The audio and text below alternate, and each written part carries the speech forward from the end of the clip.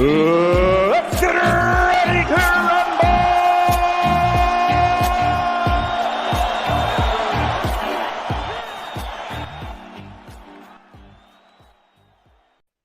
Captain Sir Tom Moore. Is it Sir Captain or Captain Sir? It's Sir Captain as far as I know, but I think it could be a colonel in there as well. He was a man of many honours, and sadly he's passed away at 100 years old. Do you know who I heard the news from, Omar? Tell me. From you. Of all people, I had to hear it from you. So anytime I think of him now, I'm going to remember your face and your text message that broke this sad news. It is sad news, but 100 years old, and what a life, and what a final year of his life. It's something to celebrate, isn't it? A life lived the way he lived and all the good that he did. Well, it's certainly a life to celebrate, but what unfortunately this life's end is going to be marred by is the abruptness of his tragic passing. We were expecting him to be returning home, as his family said, in a few days, and he suddenly just dropped dead. So that's also going to be, I guess it's a shock factor. The country's in a bit of a shock, if you ask me. Shock after 100 years old. Let's have a look at some of the reactions from around the country and some of the scenes. I'm going to leave the microphone on, so feel free to give us a running. Here's the London Eye lit up in his honour. I don't know, can we still hear Omar? Omar, are you there? Maybe not. These are the scenes in London. Flags at half-mast. Not many people get that, do they? Not many people have the honour. On behalf of the House of Commons, can I pass our deepest condolences to his family. He brought joy to the nation. He was an inspiration to everybody in this country, and his achievement was properly recognised by a knighthood which was movingly presented by Her Majesty the Queen in person at a special ceremony. And I know that the entire nation will mourn his passing. Indeed, some people are born great, some people achieve greatness, and some have greatness thrust upon them. And I think Sir Tom probably was all three of those things, and I'm sure the Minister will concur when he comes back just a little later.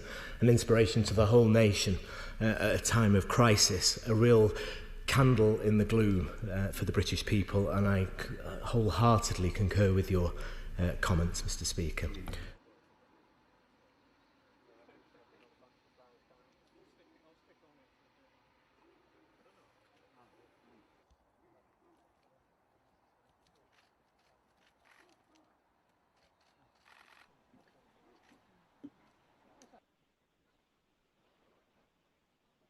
Captain Tom Moore, who's passed away at the age of 100, and he had greatness thrust upon him.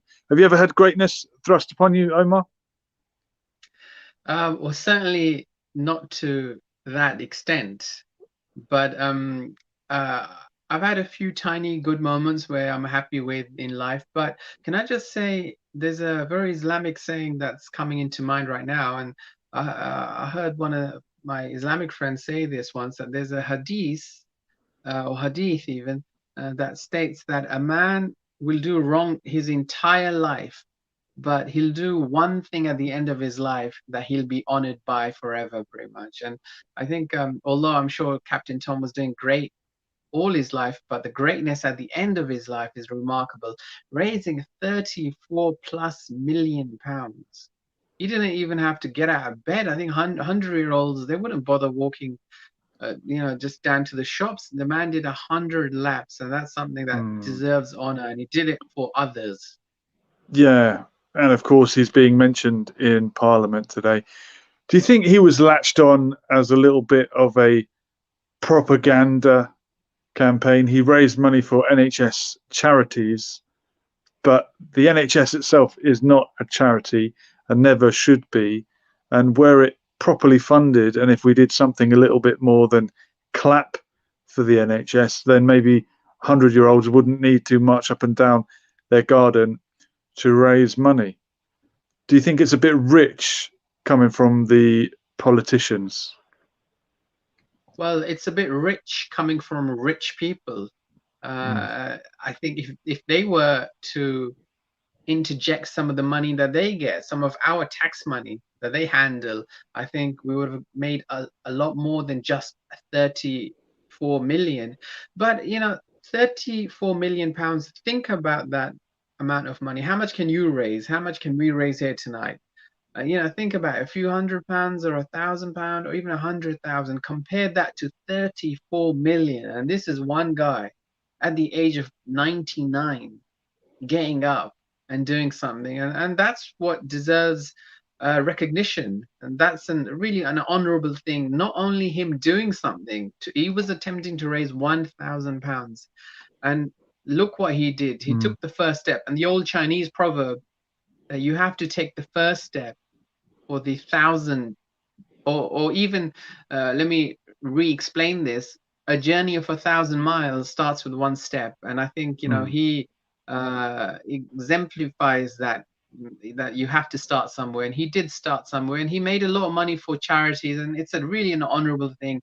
Regarding the NHS, they're not a charity, I agree, but that doesn't mean that they can accept some donations here and there just to get some more machines in Great Ormond Street Hospital or other hospitals around the country or even around the world. He is a classic British hero, and he had, as we said, greatness thrust upon him. He was quite hapless. He wasn't out there as an attention seeker. If you look how many people online these days are trying to draw attention to themselves, trying to become famous. Famous for what? Most people, or a lot of people, are famous for nothing, or famous for being famous. And this guy, who was not out for fame, who only wanted to raise £1,000, ended up raising millions. There is something very, it seems very British to me. I could be wrong, but I just have a negative feeling about the hangers-on, the people that latched onto it. Here comes one of them now. Here he is. Captain Sir Tom Moore was a hero in the truest sense of the word.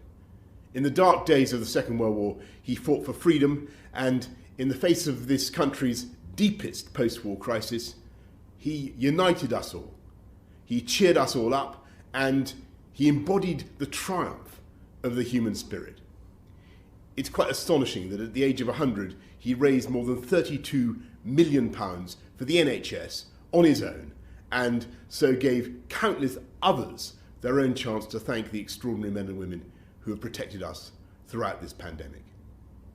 He became not just a national inspiration, but a beacon of hope for the world. Our thoughts today are with his daughter Hannah and all his family, and his legacy will long live after him. Yeah, that's Bojo the Clown, who was in an NHS hospital at some point. We've got a caller, so let's welcome whoever this might be and say good evening. Hello there, it's Roger. Roger and out. How are you feeling about Captain Tom? Oh, mate, I'm gutted, really. He was the honour of the nation, is what I'd say. You know, amongst all the turbulent times and everything that were happening, he really was someone who stood out. He, you know, he wasn't just leading people up the garden path. He was really moving things forward and kind of showing that anyone can do something. And I think he was a real British national treasure that showed that British pride that we have. You know, that British will. And obviously, he used to be in the army. Yeah. And maybe it come from there, but I'm absolutely gutted for him. And he died from COVID as well, from what I understand. Yes, at the ripe old age of 100 years old, what he tried to help people or protect them from, and then he succumbed to it. But I think it's not unexpected to pass away at 100 years, and we're trying to look at this as a celebration of a long life and ended with acts of kindness. I don't think we can be too upset when anyone dies. And maybe that's unfair to say. You think he would have been back next year to raise another 30 million? I mean, who knows really? But I wanted to pick up on what your guest on your show was saying. Yeah. He was saying how in Islam, if you do like bad your whole life, but one good thing at the end of your life, if I've understood, then that's all right. But here's what I don't understand, and I'm not an anti-Islamophobist or anything. I think it's good. I know plenty of good Islam Muslims. Yeah. But why does surely doing good most of your life, surely on balance, you should be doing good the most of the time, not just one little bit at a time. Do you know what I mean? So I don't understand how that works, and I'm not trying to attack it. I'm just trying to understand it. Like, surely the person who does good like 90% of the time, but then maybe is bad at the end, is better than the person who just does good at the end. How does that work? Omar X, over to you. Yes. Yeah, Roger, thank you. Good evening, and thank you for your question. The statement is for not for everyone. It's for people basically who just never had that goodness in doing something good. It doesn't go for murderers or killers or anything like that. It's representative of ordinary people. Most people don't really do good. Most people, and certainly don't do what this great champion of people who passed away did. Nobody does that. But it goes to some people who just don't have that inkling, who don't think good. You know, I had family members who did, who were just miserable people and never helped anyone their whole lives. But right at the end of their life, they did one thing. They donated their money to charity, or they helped, the entire community by leaving everyone, £5,000 or something.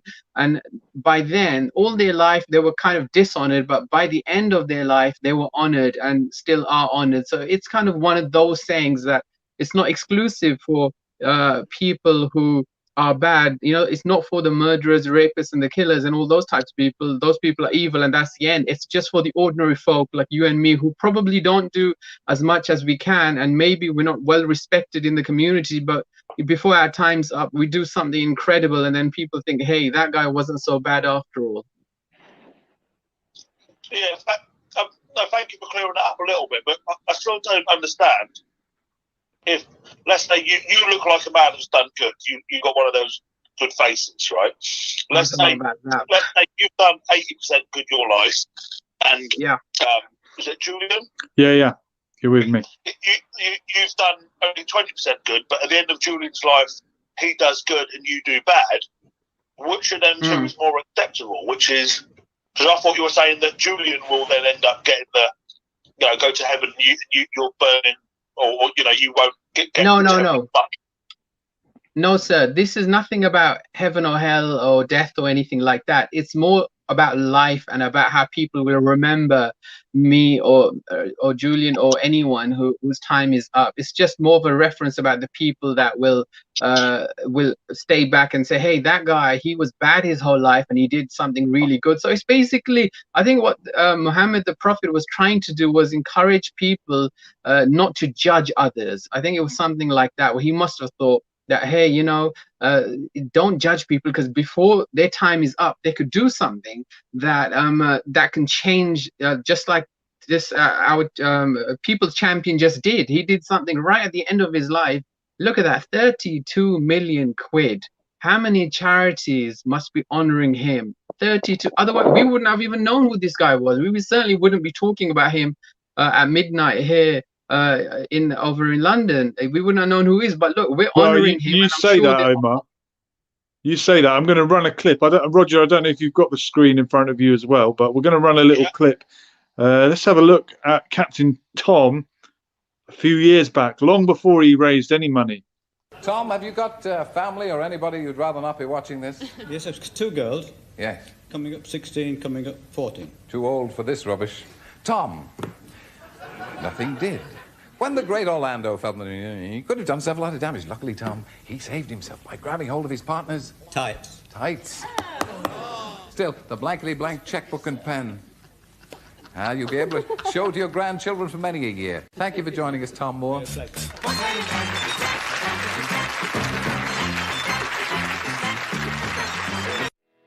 There you go. So, I mean, you're on the one hand, you're saying he never did anything in his life, Omar, until he was 100, but he was actually on the game show Blankety Blank with good old Terry Wogan there.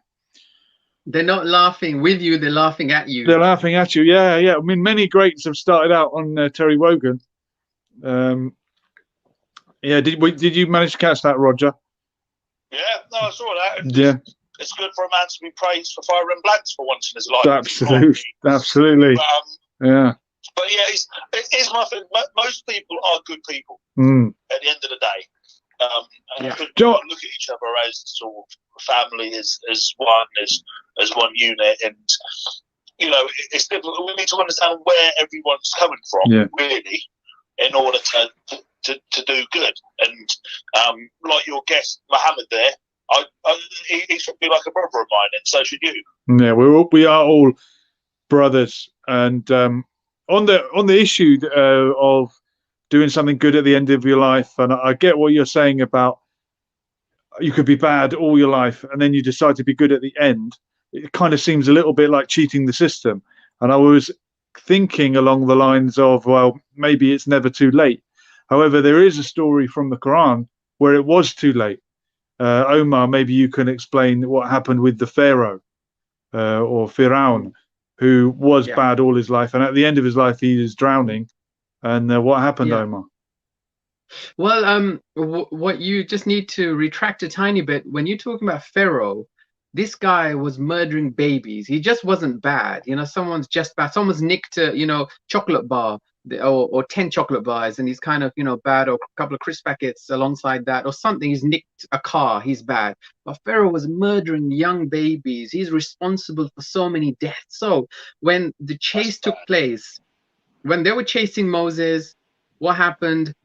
Now, we don't know. I think according to Christian scripture, they say that the sea parted. Islamically, they say something along those lines, but did the sea part or did the waves decrease or what happened? But either way, Pharaoh, as he's drowning, according to the Quran, he's drowning. And what does he say? I believe in the God of Moses. And then Islamically, well, no, you don't. Now, when you've been evil your whole life, you've been killing babies, you've been torturing people, you're killing innocent human beings, levying them with unbearable taxes. And now all of a sudden you want to be good, last seconds of your life, you want to accept God and have all your sins forgiven. No, sir, it doesn't work like that. So Quranically, we understand that, fine, you might have made some mistakes, but there's some mistakes that there's no coming back from. And that man was responsible for a lot of pain and suffering of the Egyptian and other people. So his I guess expiation just did not take place because of his evilness. Evilness. There you go, Roger. I hope that made some sense to you. It does. It does indeed. Thank you very much. Oh, nice one. That. Thank you very much. Roger and out. There goes Roger. Take care, guys. What a pleasant chap. Indeed. Yeah. So the point is, be good, not just some of your life, but all of your life. Yeah. You never know when. See, yeah, go on, Omar. Some people can't be good. There's some people just don't have any good in them. There's scammers out there. If you go to the small claims court or any of these, if you go to these courts, now you and I, we wouldn't experience this on a daily basis. But if you speak to lawyers, and if you speak to the people, who are in the court system, they'll tell you something differently. They'll say every day people are in, and they call it the criminal justice system. People are being scammed and robbed. And although I agree, most people are good, but there's just so much badness, if I can use that term. I wouldn't necessarily, even evil there is out there, but there's just so much corruption. People are being robbed and scammed. And look at the phone calls we get and the old ladies being mugged. I was at a post office not long ago where a beautiful, elderly, eloquent English woman was in, and she must have been in her 90s, and this is pre-corona. She was in the post office in the queue, and she was talking to another English gentleman around the age 90, I guess. But the elderly lady, her eye was bruised, like a black eye that she had been, and it just looked horrible. And obviously I didn't want to point it out, and she was having a conversation, and she did say hello to me, so I was a part of the conversation. Somebody broke into her house and, you know, punched her in the face. A 90-year-old got punched in the face, and you can see that mark, like she's just had a boxing match with someone. I thought to myself, what low life, evil, low down, no good punk broke into her house and did that to her. So yeah, I know, mind you, well, they say that it takes good people to do nothing for evil to succeed. And if we don't do something, then what the heck is going to happen in this world? there's a chap called Brian Rose. He's an American who is running for London Mayor. Do you know who I'm talking about? Yes, I do. Yeah, he is trying to oust Sadiq Khan, and one of the issues in London at the moment is knife crime. And as he put it, if teenagers are killing each other, murdering each other, it's not their fault, it's our fault, which is quite a big statement to make. But isn't there always an explanation for something? I'm not trying to make excuses for people that carry knives and go out to harm people, but there'll be a reason, probably out of fear, probably out of having a bad example at home, or no decent example, to follow. So I don't know. I don't want to shift the blame, but there is always an explanation for why people end up committing these evil acts. I think there's a reason for every behavior. Even some of the worst criminals in the world, the worst brutal dictators. I wonder, you know, if I was in their position, would I have done any better? And that's why I think you have to focus on yourself. And as you said, don't judge, because little do we know. I wish you would have had one of your black guests on that are on Andre and Mac and others, so this would feel a lot better for me to state this as I'm about to. If you look at the black hip hop and other actors, Tupac Shakur, no father. Biggie Smalls, no father. Tyson, I don't think he had a father role. Will Smith and just Jamie Foxx, and there's just so many out there that never grew up with that role model. And if those are the celebrities, then there's so many others out there, the ordinary folk, that also don't have a father figure out there. Louis Farrakhan also, and you know, there's just, the list goes on and on. So there's no role model, and then the streets become the role model, and before you know it, people are walking around with a knife. But this American man, I don't feel that he can represent London at all. I don't think he's got a chance even. Really, he's second favourite. He's second favourite behind the incumbent Sadiq Khan. Why? Because he's from America. He's not a Londoner. No, not necessarily, but yeah, also, yeah, I get a sense that, you know, London is for Londoners kind of thing. But he's a billionaire, from what I hear. And I don't think he's a billionaire. He was a banker. I don't think he is a billionaire. Could be wrong. Munda Skeptical has a point about our story of Pharaoh. The important part about the Quranic account of Pharaoh is that he was given signs and warnings and kept rejecting them. Okay, so maybe we need to watch for the signs in our life that are telling us to stop committing evil acts. Well, those are not signs. I think we all have that nature within us. We have that innate, inalienable feeling. You know, we know what's correct and what's wrong from birth, pretty much. Do we though? Do you think we do? Or don't we have to learn it from someone else? And if we are in the wrong environment, we'll just never learn it. If you grew up in the jungle, like Mowgli from Jungle Book, you're not going to know anything, are you? You're just going to become a wolf. Well, no, I think that we are innately good. If you leave us alone in the middle of the desert, and I think we'll be born good.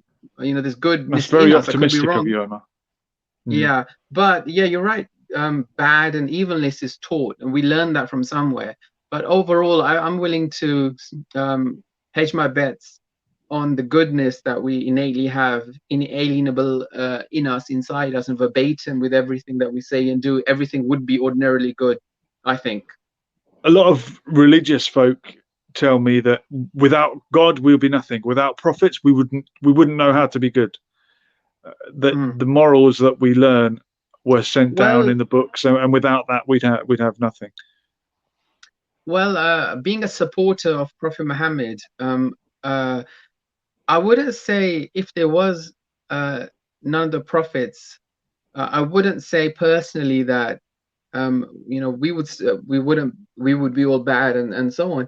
But what the Prophet Muhammad did is he gave us guidelines, he gave us a law, he gave us something. Now, a lot of it, was for that time, I agree. But when you look at the criminality, and myself currently, we're going through a big loss. There was a business deal with my father, probably £500,000 or £600,000 is gone just like that. We had this fraudulent kind of incident take place.